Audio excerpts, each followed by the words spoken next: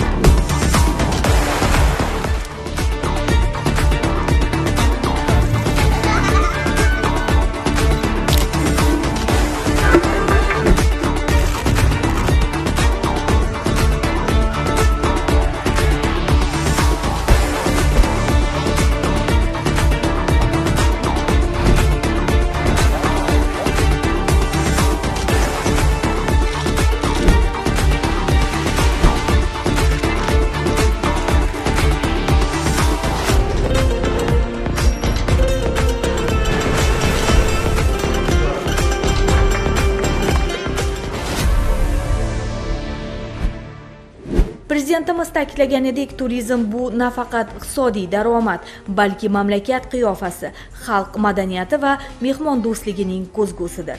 Bugun Qizilqum bag'ridagi sayyohlar, Aydarko'l atrofidagi ekoturizm, Sahro safari, Sarmissoy qoyatosh suratlari hamda arxeologik manzillar Navoiyni xalqaro turizm xaritasida yangi nuqta sifatida namoyon etmoqda.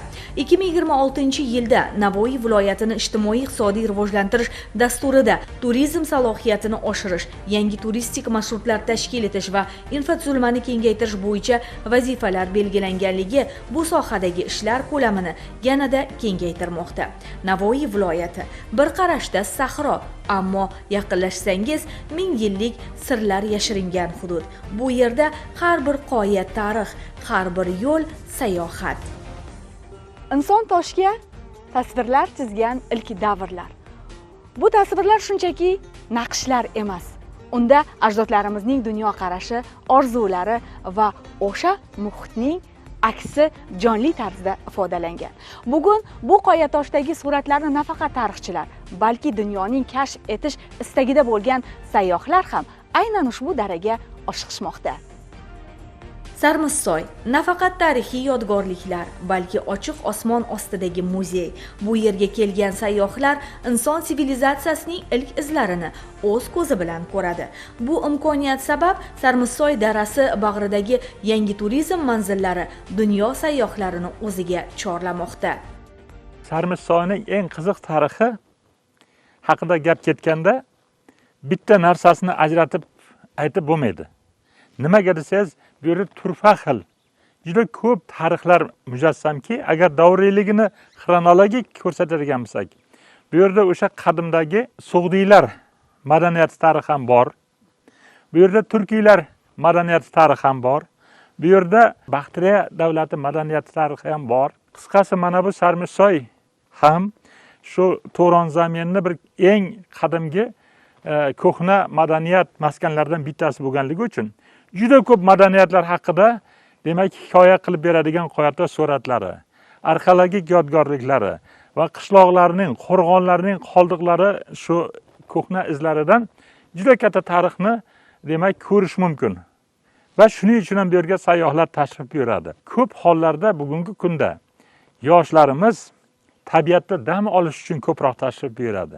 Ya'ni bundan ko'rinadiki, mana shu Sarmissoy darasi va Sarmissoyning yonidagi yondosh daralardagi soy bo'ylaridagi xush manzara nihoyatda ko'p odamlarni shu o'ziga jalb qiladi.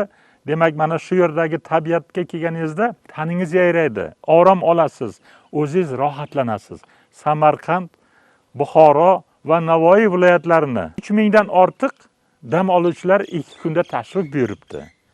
Bu degani endi albatta mana shu xalqimizni, aholini tabiat qo'ynida turizm madaniyatiga o'rganayotganligini ham bildiradi-da, bu odamni quvontiradi. Haqiqatan bizni xalqimiz keyingi yillarda sayohatlarga moslashib ketyapti.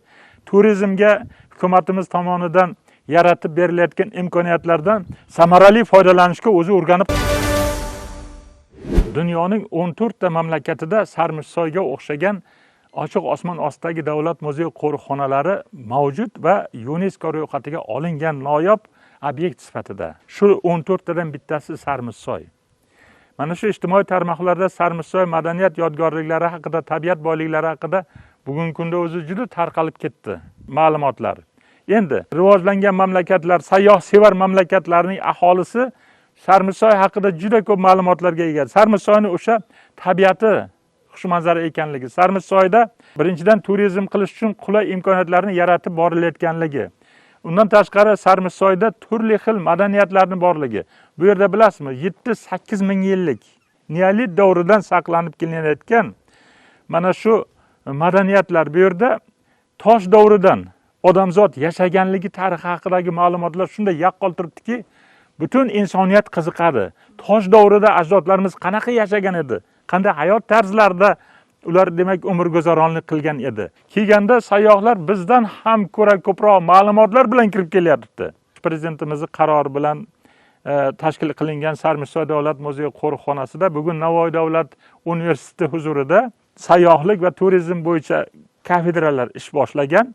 Undan tashqari Samarqand davlat universiteti turizm institutlari bilan hamkorlikda Sarmishsoy davlat muzeyi qo'riqxonasi umuman Navoiy viloyatidagi tarixiy madaniy yodgorliklarda faoliyat ko'rsatadigan yoshlardan gidlar tayyorlanyapti. Kelgusida mana shu noyob dunyodagi betakror madaniyat yodgorliklari bizning respublikamizning qadini yana ham baland bo'lishligida, turizm sayyohlik sohalarining rivojlanishida shu yoshlarimiz hali juda katta xizmat qiladi degan umiddamiz. Qadim manzilda tadqiqotlar, izlanishlar to'xtagani yo'q. Olimlarning aytishicha, bu yerda minglab qoyatosh suratlari saqlangan. Eng qizig'i, hozir ham bu yerda arxeologik qidiruv ishlari davom etmoqda. Demak, Qizilqum hali barcha sirlarini ochgani yo'q. Hozirgi qidiruvlarda yangi tasvirlar va qadimiy turmushga oid belgilar aniqlanmoqda. Bu esa hududning turizm qiymatini yanada oshiradi. Sarmishsoy faqatgina bugungi kunda emas. Bu Urgalish tarixiga deyarli 60 yildan ko'proq vaqt o'tdi. Shu davr davomida juda ham katta boyliklarini butun dunyoga ko'rsata oladigan joyga aylangan. Bu faqatgina O'zbekistonda emas, Markaziy Osiyodagi eng yuksak, eng ko'p rasmli joylardan biri. Ilgari men Sarmishsoyda 2 ta arava bor deb yurardim, 3-arvani ham topdim. Bu bugungi kunimizdan 4000 yil ilgari chizilgan rasm. Ikkinchidan 2004-yilda shu yerda konferensiya qilamiz deb turib, butun jahonga Sarmishsoyni ko'tarish uchun qilgan paytimizda men shu yerdagi mozor qo'rg'onlarida 2 tasini ochgan edik. O'shandan beri mana 22 yil o'tibdi. Mana bu yil yana qazdik. Shunaqangi bir ajoyib bir mozor qo'rg'onlarni ochib ko'rib, o'zimiz hayronmiz. Biz u yerda endi konservatsiya qilib qo'ydik. Hali ochamiz, yana ko'rsatamiz u narsalarni. Endi biz hozir ilmiy izlanishlarga, avvalo biz uni ilmiy izlanish, undan keyin turistlarga o'sha narsa to'g'risida taqdimot qilamiz. Sarmishsoyda eng qadimgi rasmlari Kaltaminor madaniyati bilan, ya'ni neolit davri bilan bugungi kunimizdan 7000 yil ilgari chizilgan degan fikrim bor edi. Hozir mana ochgan qo'rg'onlarimiz o'sha narsaga tortyapti. Men xursandman. Bu narsalar juda ko'p va bu narsalarni biz rivojlantirishimiz kerak. O'shandagina turizm ham rivojlanadi. O'sha chet eldan keladiganlar ham xursand bo'lib ketishadi. 2026-yilda Navoiy viloyatini ijtimoiy-iqtisodiy rivojlantirish dasturiga ko'ra turizm salohiyatini yanada oshirish maqsadida dara mahalliy va xorijiy sayyohlar uchun jozibador manzillarga aylanmoqda. Yangi mehmonxonalar, ekosayohat va milliy an'analarni namoyon etuvchi turistik xizmatlar hudud iqtisodiyotiga yangi imkoniyatlar olib kirmoqda. Kecha faqat sayyoh kelib tomosha qilib ketadigan maskan bugun mehmon kutadigan va hikoya aylaydigan manzilga aylandi. Biz turgan ushbu maskan ham tadbirkor tomonidan oddiy yerda zamonaviy turistik nuqtaga aylantirildi va bugun bu yerda qachonlardir faqatgina shamolning ovozi eshitilgan bo'lsa, bugun turli davlatlardan kelgan sayyohlarning qadami yangramoqda. Asosiysi imkoniyat, imtiyoz, rag'bat sabab tadbirkor tashabbusi bilan bu yerda yangi ish o'rinlari yaratildi, yangi xizmat turlari shakllandi va bugun hudud iqtisodiyotida ham yangi nafas paydo bo'ldi. Turizm rivojini infratuzilmasiz tasavvur qilib bo'lmaydi. So'nggi yillarda mehmonxonalar, oilaviy ghost house'lar va ekoturizm maskanlari soni ortib bormoqda. Sayyohlar uchun eng muhimi taassurot. Sarmissoyda esa tarixiy muhitdan tortib, milliy mehmondo'stlikkacha barchasi bir yo'nalishda ishlayapti. Sarmishda imkoniyat keng bu yerda. Bu yerda tog'lar bor, tabiat chiroyli bu yerda. Bu yerda qilaman desa ancha-muncha ish qilsa bo'ladi. Sayyohlar jalb qilish uchun qo'limizdan kelgan imkoniyatni qilyapmiz. Hali bundan ham yaxshi qilmoqchimiz. 6 ta kottejimiz bor, 18 ta karavotimiz bor. Bir vaqt o'zida 200 ga yaqin odam qabul qilsa imkoniyat qilyapmiz hozircha. Sayyohlarni ushlab qolish uchun bu yerda hozir harakatimiz sharoitni yaxshilash, ular xizmatni sifatini ko'tarmoqchimiz. Hadima bu yerda 4 ta o'toq qat ko'taradi. Bu yerda boshqa yana sharoitlar qilamiz. Hali daraxtlarimiz hali o'stirishimiz kerak. Bular ishdan ishlayapmiz. Hozir O'zbekistonimizda hamma sharoit bor. Rahmat prezidentimizga tadbirkorlar uchun, mana bu turizm uchun juda katta sharoitlar yaratib berdi. Bundan foydalanishga faqat. Biz qo'llab-quvvatlayapti har tomonlama. Bizga sharoit yaratib beryapti. Bizga xohlagan payt, xohlagan istagan odamlarga kredit beryapti. Oldingidan ko'ra juda sharoit yaxshi bo'lib qoldi hozir. Tadbirkor rivojlantirish uchun. Sarmishda yuqori tomonda katta tarixiy muzey bor. O'sha yerlarga keyin sayyohlarni olib borib sayohat qilish tashkil qilyapmiz. Bu ham mehmonlarga qiziqtirish uchun. Hozir xursandman. Kelaman, ko'raman, mana daraxtlar o'syapti, gullar ochilyapti, mehmonlar kelyapti. Bularni ko'rib bag'ringiz ochiladi. So'nggi 3 yilda Sarmissoy davlat muzeyi qo'riqxonasiga tashrif buyuruvchi mahalliy va xorijiy sayyohlarga qo'shimcha qulayliklar yaratish, turizm infratuzilmasini yaxshilash maqsadida qariyb 36,4 milliard so'm mablag' ajratilib, turizm maskanlariga olib boruvchi 30 kilometr yo'l ta'mirlandi, ko'prik o'rnatildi hamda kirish qismiga darvoza o'rnatildi. 2025-yilda bu yerga 120 ming nafar mahalliy hamda 30 ming nafarga yaqin xorijiy sayyoh kelib ketgan bo'lsa, joriy yilda esa 135 ming nafar mahalliy hamda 35 ming nafarga yaqin xorijiy sayyohlar tashrifi kutilmoqda. Hozirda sayyohlar va dam olishga kelgan aholi uchun qulaylik yaratish maqsadida hududda 15 ta joylashtirish vositalari, jumladan 5 ta hostel, 4 ta dam olish maskani, 6 ta oilaviy mehmon uylari xizmat ko'rsatmoqda. Bugun dunyo turistlarni hayratlantirishga kirishgan. Eng muhimi bu nuqtada aynan tabiat, milliy muhit va zamonaviy xizmat uyg'unlashgan. Va bu loyiha ortida yirik bir kompaniya emas, birgina tadbirkorning o'z g'oyasi, o'z tashabbusi mujassam. Va aynan ushbu tashabbus bugun haqiqatdan ham nafaqat mahalliy sayyohlarning, balki xorijlik sayyohlarning ham hayratiga, havasiga sabab bo'lyapti. Ana shu xizmat ko'rsatish markazida bugun mehmonlar hordiq olyapti, tarixni o'rganyapti, o'tmish bilan yuzlashyapti va O'zbekistonning betakror tabiati, ana shunday milliy muhitiga hayrat va havasda o'z yurtlariga qaytib ketishmoqda. Daraning tabiati juda boshqacha. Tinchlik, tarix va milliy muhit birlashgan. Bu esa har bir mehmonni bir zumda o'ziga rom etadi. Sarmissoyda endi faqat tarix emas, sayyoh uchun ham qulay muhit shakllanmoqda. Bugun bir Sarmissoy darasiga dam olgani keldik. Biz Navoiy viloyatidanmiz. Har doim kelamiz va chet elli havolardan, chet elli tog'lardan ancha ham zo'r, qulay va maza qilib dam olamiz. Har qanaqa sharoitlarga ega, basseynlar, sharsharalar, manzara, bolalar o'yingohlari, hamma yoq ajoyib daraja. Havo juda toza. O'sha tozaligi uchun ham har doim kelib turamiz. Va soya salqin joylar. Bu yerda kelgan odamlar ham tarix bilan tanishishadi va tog'larga chiqib dam olishadi va ruhan va ma'nan bir ozgina toza havoga hordiq olishadi. Shu maqsadda keldik. Hamma joy juda ham chiroyli, go'zal va gulzorlar. Biza Maroq bilan dam olamiz.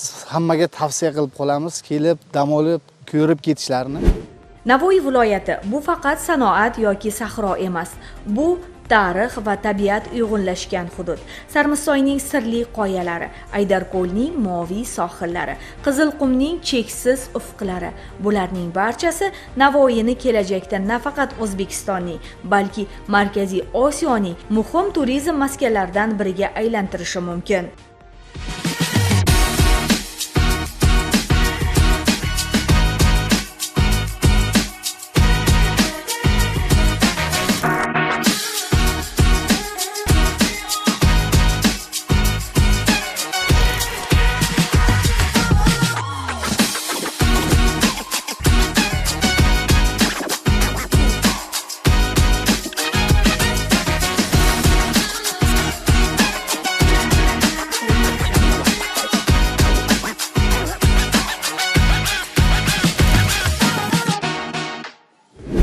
Qizilqum endilikda faqat geografik hudud emas, u adrenalin va taassurotlar manzili.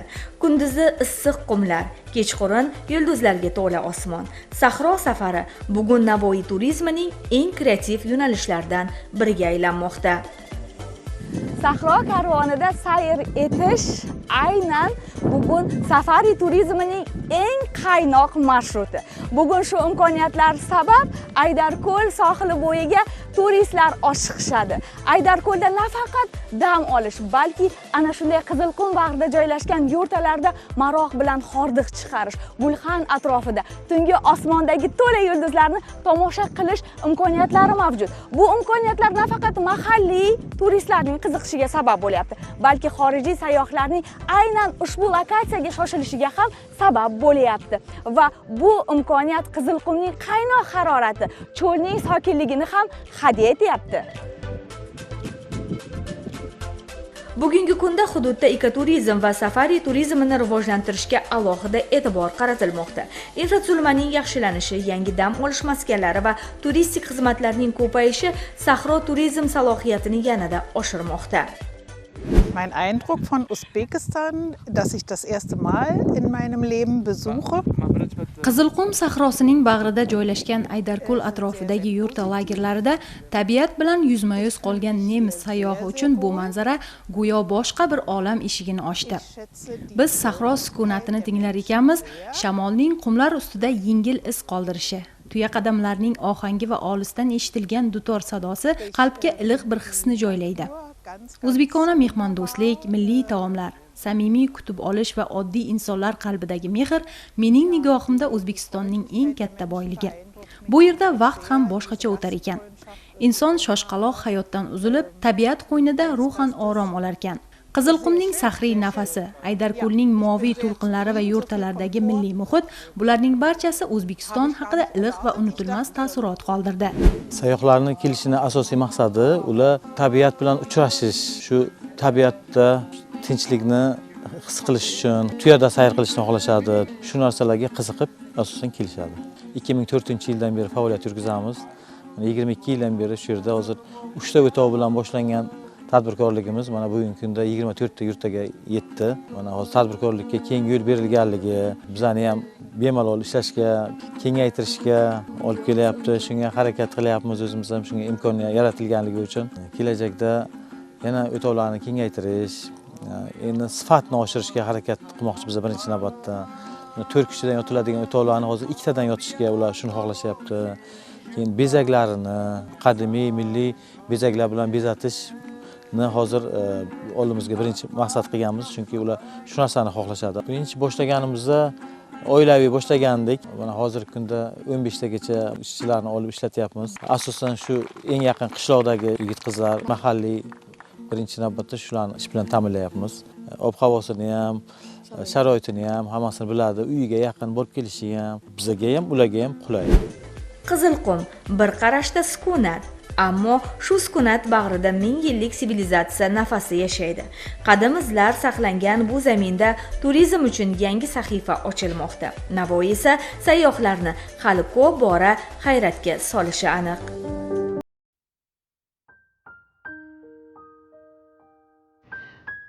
Qizilqum bag'rida quyoshning botishi sayyohlar uchun eng unutilmas manzaralardan biri.